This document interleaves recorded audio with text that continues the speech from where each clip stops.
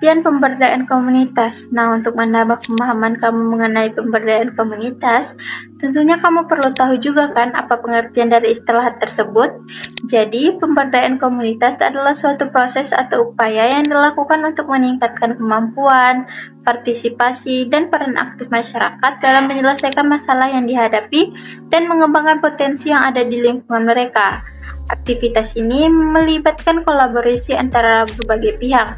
Adapun pihak yang terkait, yaitu masyarakat, pemerintah, lembaga swadaya masyarakat, dan sektor swasta.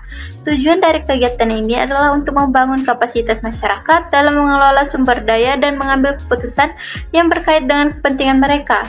Mari kita hubungkan antara pemberdayaan komunitas dengan kearifan lokal. Seperti apa jadinya pemberdayaan yang dilakukan di berbagai komunitas jika berbasis kearifan lokal? Pemberdayaan komunitas berbasis kearifan lokal adalah upaya untuk memberikan kekuatan kepada masyarakat untuk mengembangkan potensi dan sumber daya lokal yang dimilikinya, dengan mempertimbangkan nilai-nilai lokal, tradisi, dan kearifan yang telah ada di masyarakat tersebut. Pelaksanaan pemberdayaan komunitas. Pemberdayaan komunitas bertujuan memberikan kesempatan kepada masyarakat untuk memperbaiki kehidupan mereka agar lebih sejahtera. Untuk mencapai tujuan ini, ada beberapa pihak yang berperan dalam pemberdayaan komunitas, yaitu yang pertama, pemerintah. Pemerintah memiliki peran penting dalam upaya pemberdayaan masyarakat. Selain bertanggung jawab atas kesejahteraan rakyat, pemerintah juga dapat menyelenggarakan berbagai program kreatif untuk membantu masyarakat. Sebagai inisiator, pemerintah bisa memberikan dukungan melalui program seperti PNPM Mandiri, Kredit Usaha Rakyat, dan Posyandu. Program-program ini harus disesuaikan dengan kondisi dan kebutuhan masyarakat, misalnya membantu UMKM dengan memberikan modal usaha agar mereka bisa berkembang. Yang kedua, lembaga swasta. Lembaga swasta termasuk perusahaan dan lembaga swadaya masyarakat juga dapat berperan dalam pemberdayaan komunitas. Mereka bisa membantu masyarakat dengan berbagai program sosial dan ekonomi yang mendukung peningkatan kesejahteraan. Yang ketiga, ada masyarakat. Pemberdayaan juga bisa dilakukan oleh masyarakat itu sendiri. Biasanya inisiatif ini datang dari tokoh-tokoh lokal seperti kepala desa, ketua RW, atau pengurus lembaga masyarakat. Mereka lebih memahami kondisi dan kebutuhan warga di sekitarnya sehingga dapat menggerakkan perubahan yang sesuai dengan kebutuhan komunitas. Prinsip pemberdayaan komunitas. Dalam pemberdayaan komunitas, ada beberapa prinsip yang perlu diterapkan, yaitu 1. Partisipasi masyarakat.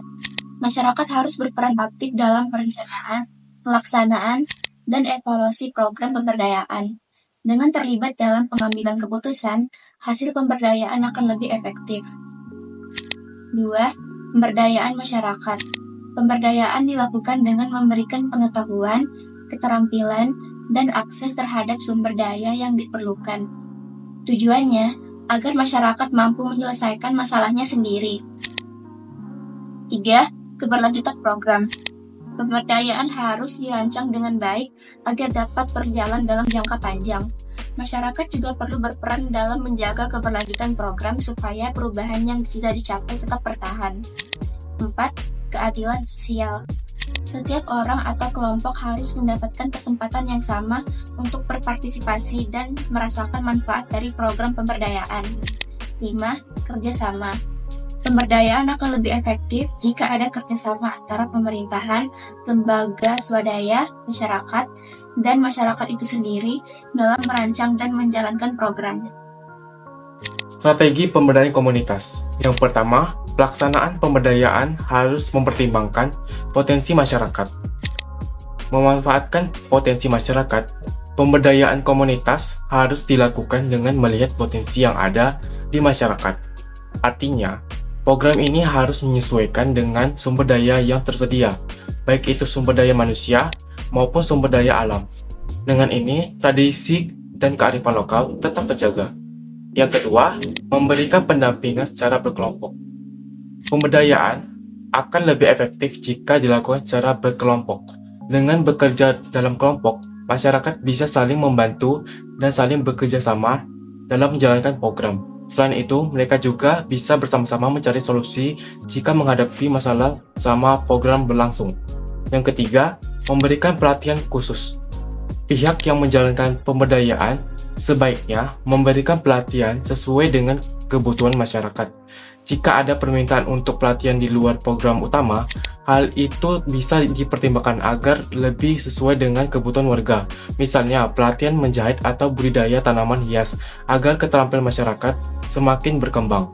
4. Memberikan bantuan sarana. Tujuan program pemberdayaan adalah membuat masyarakat menjadi mandiri. Untuk itu, sarana yang memadai sangat penting agar aktivitas masyarakat bisa berjalan dengan baik. Namun, sebelum masyarakat bisa mandiri, mereka membutuhkan bantuan sarana dan prasarana di tahap awal. Pemerintah perlu memberikan dukungan dalam bentuk sarana untuk membantu kelancaran program. Contohnya di bidang pertanian. Pemerintah dapat memberikan traktor kepada petani agar mereka bisa mengolah tanah dengan lebih cepat dan menghemat tenaga. 5. Mengangkat kearifan lokal. Pemberdayaan komunitas sebaiknya tetap mengangkat kearifan lokal yang ada, baik pemerintah maupun pihak swasta yang ingin menjalankan program pemberdayaan bisa menjadikan kearifan lokal sebagai dasar dalam menyusun program. Misalnya, jika suatu daerah memiliki kekayaan alam berupa hasil laut, maka program pemberdayaan bisa difokuskan pada sektor tersebut. Contohnya meningkatkan produktivitas hasil laut, mengembangkan produk olahan ikan yang inovatif, atau program lain yang mendukung pemanfaatan sumber daya setempat. Yang keenam, melaksanakan pemberdayaan secara bertahap. Pemberdayaan masyarakat tidak bisa dilakukan secara instan, melainkan harus melalui proses yang terencana dan terprogram. Ada beberapa tahap dalam pelaksanaannya, yaitu perencanaan, pelaksanaan, dan evaluasi, agar program dapat berjalan dengan baik dan memberikan hasil yang maksimal. Sekarang kita masuk ke definisi kearifan lokal. Kearifan lokal adalah pengetahuan, praktik, nilai, dan kebiasaan yang berkembang di dalam suatu masyarakat atau kelompok tertentu. Hal tersebut telah diwariskan secara turun-temurun dari generasi ke generasi dan terbentuk dalam pengalaman hidup mereka di lingkungan setempat. Istilah ini dihasilkan dari pengalaman dan interaksi yang panjang antara manusia dan lingkungan alaminya, sehingga muncul nilai-nilai yang unik dan khas dari suatu daerah atau kelompok masyarakat. Kearifan lokal mencakup berbagai bentuk pengetahuan seperti pengobatan tradisional, pertanian, perikanan, kesenian, dan cerita rakyat. Kearifan lokal juga bisa sebagai acuan dalam mengatasi masalah sosial, ekonomi, dan lingkungan hidup di daerah tertentu. Bahkan, kearifan lokal ini bisa dipercaya sebagai digunakan untuk upaya penanggulangan bencana. Kearifan lokal dapat digunakan sebagai penanggulangan bencana karena pengetahuan dan praktik yang telah diwariskan secara turun-temurun dari generasi ke generasi ini terkait erat dengan lingkungan setempat. Ciri-ciri kearifan lokal dan penjelasannya. Menurut buku Pemimpin Perubahan Lintas Budaya, karya Wustari Mangunjaja, kearifan lokal memiliki beberapa ciri utama, yaitu yang pertama, mampu bertahan dari budaya luar. Kearifan lokal memiliki daya tahan terhadap pengaruh budaya asing yang masuk. Artinya, meskipun budaya luar berkembang dan menyebar, nilai-nilai lokal tetap dipertahankan oleh masyarakat. Contohnya, tradisi gotong royong di Indonesia tetap dijaga meskipun gaya hidup modern semakin individualistis. Yang kedua, dapat mengakomodasi budaya luar. Kearifan lokal tidak menutup diri dari budaya luar, tetapi bisa menerima unsur-unsur positif yang sesuai dengan nilai-nilai lokal. Misalnya, dalam sistem pertanian tradisional, masyarakat tetap menggunakan kearifan lokal dalam bercocok tanam, tetapi juga memanfaatkan teknologi modern untuk meningkatkan hasil panen. Yang ketiga, mengintegrasikan budaya luar dengan budaya asli. Budaya luar yang masuk tidak sekadar diterima, tetapi disesuaikan dan dipadukan dengan budaya asli sehingga tetap harmonis. Contohnya dalam dunia kuliner, masyarakat Indonesia mengadopsi makanan asing seperti burger atau pizza, tetapi mengubahnya dengan cita rasa lokal seperti rendang burger atau pizza dengan topping sambal matah. 4. Memberikan arahan yang baik pada perkembangan budaya. Kearifan lokal berfungsi sebagai pedoman dalam perkembangan budaya agar tetap sesuai dengan nilai-nilai masyarakat. Misalnya, dalam pembangunan kota modern, tetap ada upaya untuk menjaga elemen budaya lokal seperti desain rumah adat atau tata ruang kota yang menghormati nilai budaya setempat.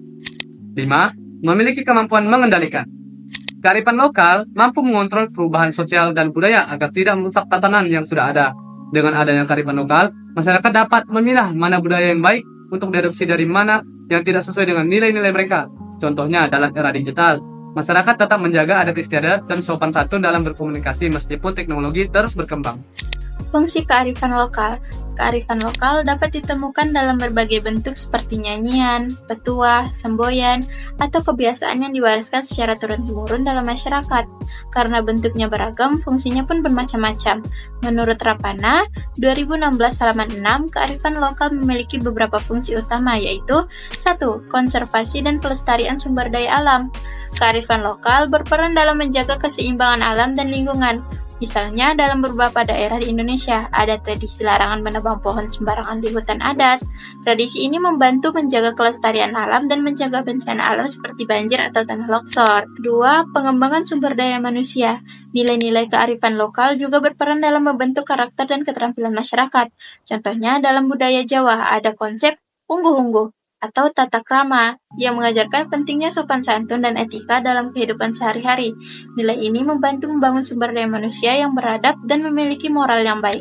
3. Pengembangan kebudayaan dan ilmu pengetahuan.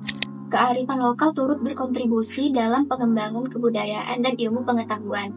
Misalnya, dalam dunia pertanian, masyarakat Jawa memiliki sistem pranata mangsa atau kalender musim yang digunakan oleh petani untuk menentukan waktu bercocok tanam. Meskipun saat ini teknologi modern telah menggantikan sistem ini, pranata mangsa tetap menjadi bagian dari pengetahuan lokal yang bernilai tinggi. 4. Sebagai petuah, kepercayaan, sastra, dan pantangan. Kearifan lokal sering diwujudkan dalam bentuk petuah, kepercayaan, sastra, atau larangan tertentu yang berfungsi sebagai pedoman hidup. Contohnya, dalam budaya Bali ada konsep Trihita Karana yang mengajarkan keseimbangan antara manusia dengan Tuhan, sesama manusia, dan alam. Nilai ini membantu masyarakat dalam menjalani kehidupan yang harmonis. Seiring perkembangan zaman, kearifan lokal mulai tergerus oleh modernisasi dan globalisasi. Salah satu contohnya adalah sistem pranata mangsa yang dulunya digunakan petani untuk menentukan musim tanam berdasarkan siklus alam. Sekarang, banyak petani yang lebih mengandalkan teknologi pertanian modern yang bisa digunakan sepanjang tahun. Hal ini menunjukkan bahwa meskipun kearifan lokal masih memiliki nilai penting, tetap tantangan besar tetap ada dalam menjaga kelestariannya di era modern. Contoh kearifan lokal. Ada banyak sekali contoh-contoh kearifan lokal yang berasal dari Indonesia. Sebagai negara yang memiliki banyak suku, adat istiadat, masing-masing daerah memiliki kearifan lokalnya tersendiri. Berikut ini merupakan contoh kearifan lokal yang perlu diketahui. Yang pertama, lompat batu dari Nias, Sumatera Utara. Lompat batu Nias adalah tradisi khas suku Nias di Sumatera Utara, khususnya di daerah Nias Selatan. Tradisi ini melibatkan seorang pemuda yang melompat tumpukan batu setinggi sekitar 2 meter tanpa alat bantuan. Dulu, lompat batu ini merupakan bagian dari ritual pemuda yang ingin diakui sebagai pria dewasa dan siap berperang. Kalau berhasil melewati batu tanpa menyentuh atau jatuh, dia dianggap sudah cukup kuat dan terampil. Sekarang tradisi ini ke atraksi budaya dan wisata yang sering dipertunjukkan di desa-desa tradisional seperti desa Bawo Mata Luo. Yang kedua, awing-awing dari Bali dan Lombok. Awing-awing adalah sebuah istilah yang merujuk pada sistem hukum adat istiadat atau aturan lokal yang digunakan Bali dan Lombok. Awing-awing merupakan bagian dari kearifan lokal yang ada di kedua pulau tersebut, yang telah diwariskan secara turun-temurun dari generasi ke generasi.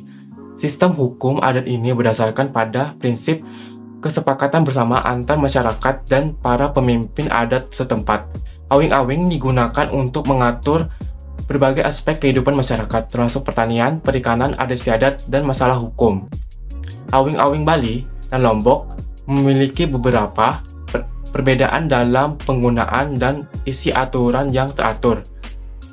Awing-awing Bali berfokus pada aspek kehidupan spiritual, seperti adat istiadat, upacara keagamaan, dan hubungan antar manusia dan alam. Sementara itu, awing-awing Lombok lebih fokus pada aspek kehidupan sehari-hari, seperti pengaturan tanah dan sumber daya alam, sistem pengairan, dan adat istiadat. Yang ketiga, Te Aro Newea Lako dari Papua. Te Aro Newea Lako adalah salah satu bentuk kearifan lokal yang berasal dari masyarakat adat Papua. Istilah Te Aro Newelako adalah aku secara harfiah diartikan sebagai kehidupan yang bersama harmonis. Kearifan lokal ini mengajarkan tentang pentingnya menjaga keseimbangan antara manusia, alam, dan lingkungan di sekitarnya. Istilah ini merupakan suatu pandangan hidup yang menghargai dan memperhatikan lingkungan sekitar. Dalam kearifan ini, manusia dianggap sebagai bagian dari alam dan harus hidup bersama dengan makhluk lain dalam harmoni dan keseimbangan. Hal tersebut tercermin dalam tradisi dan adat istiadat masyarakat Papua, seperti upacara adat dan pemanfaatan sumber daya alam yang berkelanjutan. Yang keempat, Celako Kumali dari Serawai, Bengkulu. Tradisi ini merupakan bentuk penghormatan dan penghargaan terhadap alam lingkungan sekitar. Selain itu, terhadap keberlangsungan hidup manusia yang bergantung pada keseimbangan ekosistem yang ada. Dalam praktiknya, Celako Kumali mengajarkan nilai-nilai kesederhanaan, gotong royong, dan kebersamaan. Hal ini sangat penting bagi masyarakat adat Serawai dalam menjaga keharmonisan dan keberlangsungan hidup bersama-sama di lingkungan yang mereka huni. Sekarang kita masuk ke aksi pemberdayaan komunitas dalam lingkungan masyarakat. Kita masuk ke bidang ekonomi terlebih dahulu. Pemberdayaan komunitas dalam bidang ekonomi bertujuan untuk meningkatkan kesejahteraan masyarakat. Kegiatan ini mencakup dukungan bagi UMKM, BUMD, kelompok tani, serta pengembangan pasar dan usaha lainnya. Cara yang bisa dilakukan antara lain membantu pengembangan usaha, memberikan keterampilan, mengadakan workshop, menyediakan alat produksi, serta memberikan bantuan modal. Dengan adanya pemberdayaan ini, masyarakat diharapkan bisa meningkatkan ekonomi kesejahteraannya. Upaya pemberdayaan di bidang ekonomi bertujuan untuk menciptakan perekonomian yang stabil dan berkembang, serta mendorong masyarakat untuk mandiri dan berusaha. Selain itu, pemberdayaan ini membantu meningkatkan peran masyarakat dalam membangun daerah, membuka lapangan pekerjaan, meningkatkan pendapatan, dan mengurangi kemiskinan. Dengan meningkatkannya produktivitas masyarakat, sumber daya alam dan manusia dapat dimanfaatkan secara optimal. Yang kedua, di bidang pendidikan. Pemberdayaan komunitas dalam bidang pendidikan bertujuan untuk meningkatkan kualitas pendidikan di suatu daerah. Dengan melibatkan komunitas dalam perencanaan dan pelaksanaan program pendidikan, maka program tersebut bisa disesuaikan dengan kebutuhan masyarakat setempat. Masyarakat yang mengetahui langsung tantangan dengan potensi daerah yang bisa memberikan bantuan untuk menciptakan program pendidikan yang efektif. Pendidikan yang sesuai dengan kondisi daerah akan meningkatkan potensi minat belajar masyarakat. Hal ini bisa mendorong siswa untuk semangat belajar. Selain itu, memberdayakan komunitas juga dapat membantu mengurangi kesenjangan pendidikan antar daerah dan memastikan setiap wilayah mendapatkan akses pendidikan yang berkualitas. Beberapa cara yang dapat dilakukan untuk memberdayakan komunitas dalam bidang pendidikan antara lain, yang pertama, menjalin kerjasama dengan pemerintah setempat. Yang kedua, melibatkan orang tua dalam warga dalam proses pendidikan. Yang ketiga, membangun jaringan dukungan dengan lembaga swasta. Bidang kesehatan. Permasalahan kesehatan di masyarakat mendorong pentingnya aksi pemberdayaan agar masyarakat lebih mandiri dalam menjaga kesehatannya. Pemberdayaan komunitas menjadi bagian utama dari promosi kesehatan, bertujuan meningkatkan kesadaran dan kemampuan masyarakat dalam hidup sehat. Upaya ini dilakukan dengan menyediakan akses air bersih, toilet, vaksinasi, serta layanan kesehatan yang lebih baik. Selain itu, pemberdayaan juga diterapkan melalui UKBM atau Upaya Kesehatan Bersumber Masyarakat seperti Polindes, Pos UKK, POD, dan Toga. Dengan aksi ini, masyarakat didorong untuk menerapkan pola hidup bersih dan sehat secara mandiri. Bidang sosial, masalah sosial seperti kekerasan dalam rumah tangga, bullying, dan kejahatan lainnya dapat merugikan masyarakat. Untuk mengatasinya, diperlukan aksi pemberdayaan komunitas agar masyarakat lebih peduli dan aktif dalam menyelesaikan masalah tersebut. Aksi ini dapat berupa kampanye sosial, layanan konseling, serta kerjasama dengan pemerintah dan swasta untuk memberikan solusi dan sanksi yang adil. Tujuannya adalah untuk menciptakan lingkungan yang harmonis, aman, dan saling menghargai demi kehidupan sosial yang lebih baik. Bidang budaya. Pemberdayaan komunitas di bidang budaya bertujuan melestarikan kebudayaan dengan memberikan ruang bagi individu atau kelompok untuk mengembangkan bakat seni, mempromosikan budaya lokal, dan menciptakan peluang ekonomi di bidang seni, seperti melalui sanggar seni. Aksi ini dimulai dengan memotivasi masyarakat untuk berkarya, mengangkat kesenian lokal, didukung oleh berbagai pihak agar keberlangsungannya tetap terjaga.